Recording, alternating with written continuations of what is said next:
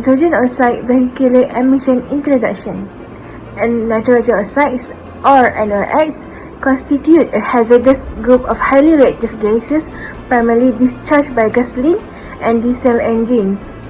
In an effort to mitigate the environmental impact, Malaysia has implemented the emission standard for new petrol and diesel vehicle models as outlined by Department of Energy. The objective is to regulate the NOx and other pollutants, emphasizing the significance of controlling the vehicular emission for a cleaner and healthier environment. Next, air quality.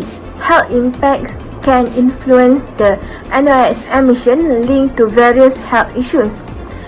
Second, environmental effect. NOx emission contribute to the formation of smoke, acid rain, and tropospheric ozone. These are subject to stringent regulation, and vehicles manufacturers have been working on developing technologies to reduce this emission. To summarize it, NOx emission comprising the nitrogen oxide are associated with a range of health problems and environmental impacts. These emissions have been linked to adverse health effects, underlining the importance of controlling them. Moreover, NOx emissions contribute to the formation of environmental issues such as smoke, acid rain, and tropospheric ozone, further emphasizing the need of regulation. Recognizing the environmental and health risks, strict regulation have been the environmental and health issues. Strict regulation have been imposed on the NOx emission, prompting vehicle manufacturers to focus on developing technologies aimed at reducing this emission and fostering a cleaner and safer environment.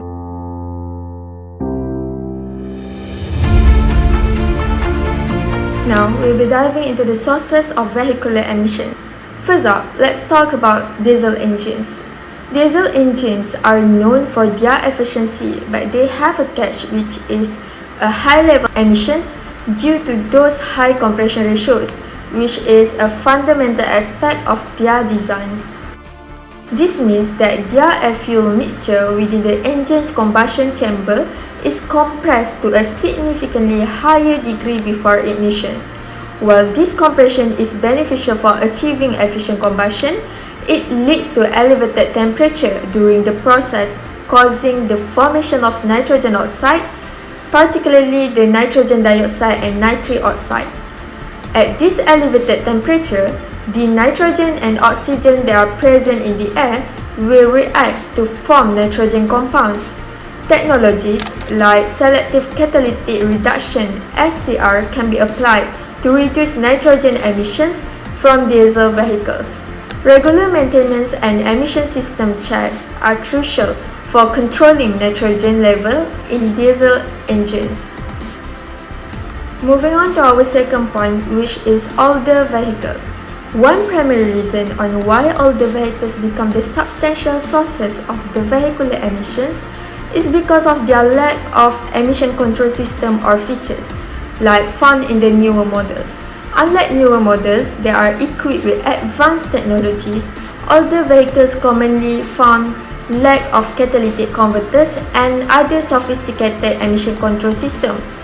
These engines may have less efficient combustion processes, resulting in higher levels of nitrogen oxide, carbon monoxide, and hydrocarbons. Retrofitting them with catalytic converters and other advanced engine management systems can significantly cut down their nitrogen emissions. Encouraging the shift to the newer models and eco-friendly models are crucial, and also government incentives play a pivotal role here. Now, let's discuss about the impact of stop and go traffic. The constant idling during traffic jams leads to inefficient fuel combustions and spikes in nitrogen emissions. It is a significant contributor to vehicular emissions. In this scenario, the engines face repeated cycles of acceleration and deceleration, operating in less fuel efficient mode. The result is inefficient fuel combustions, leading to increased emissions of pollutants such as nitrogen oxides, carbon monoxides, and also hydrocarbons. It creates an environment where vehicles operate at less than ideal efficiency, emitting higher levels of pollutant per distance traveled. Implementing solutions like smart traffic signals and promoting alternative transportation modes such as public transit and cycling can help ease congestion and reduce individual vehicle emissions.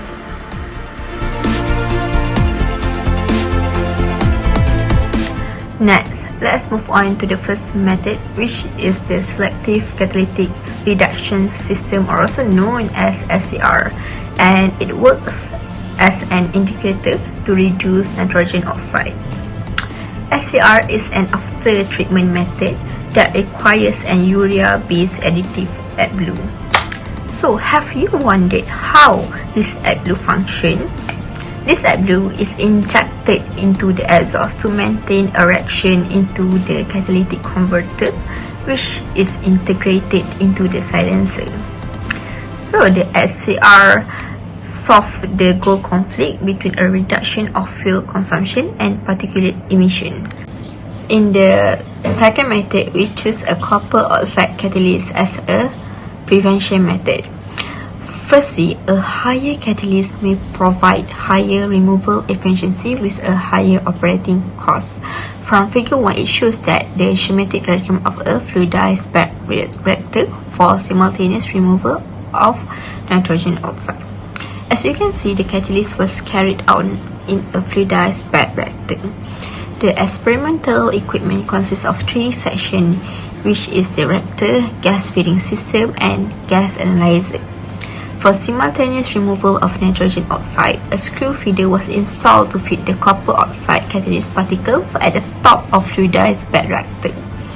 When the system reached a steady state at the desired temperature and superficial gas velocity, ammonia was injected into the bed having a static bed height of 0.2 meter.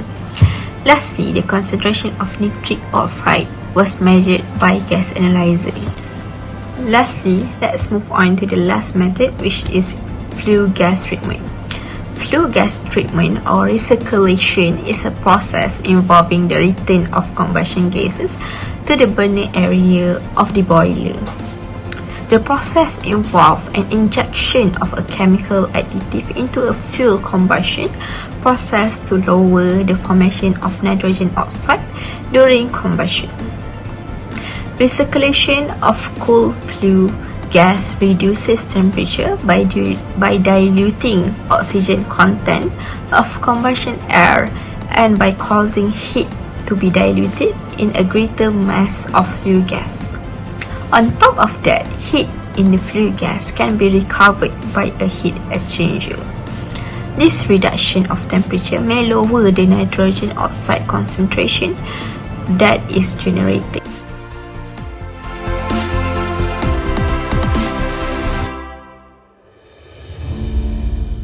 Next, I will be explaining the effect of nitrogen oxide vehicle emission on human.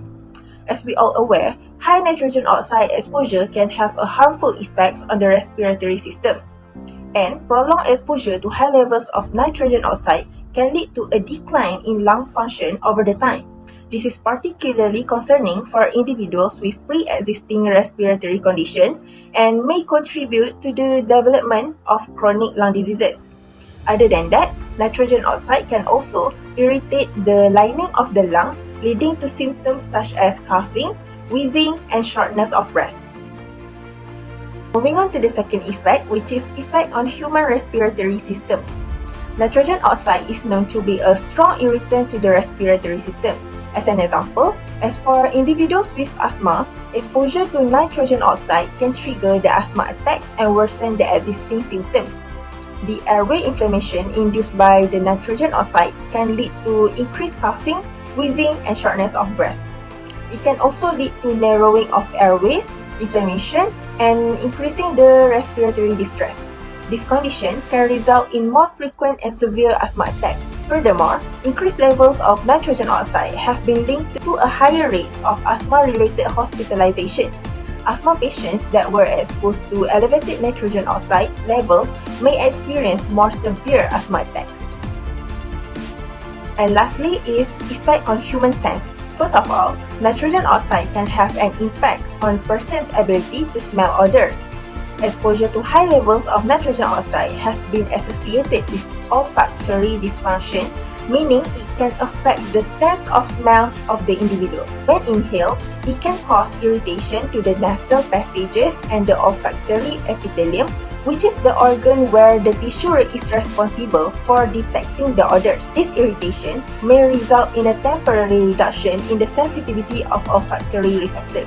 Moreover, prolonged or acute exposure to high concentrations of nitrogen oxide may result in a temporary loss of smell, condition that known as anosmia. Anosmia can be a reversible effect and the sense of smell may recover once exposure to nitrogen oxide is reduced or eliminated. Different individuals may have a different sensitivities to nitrogen oxide, and some people may experience a more pronounced impact on their sense of smell than others.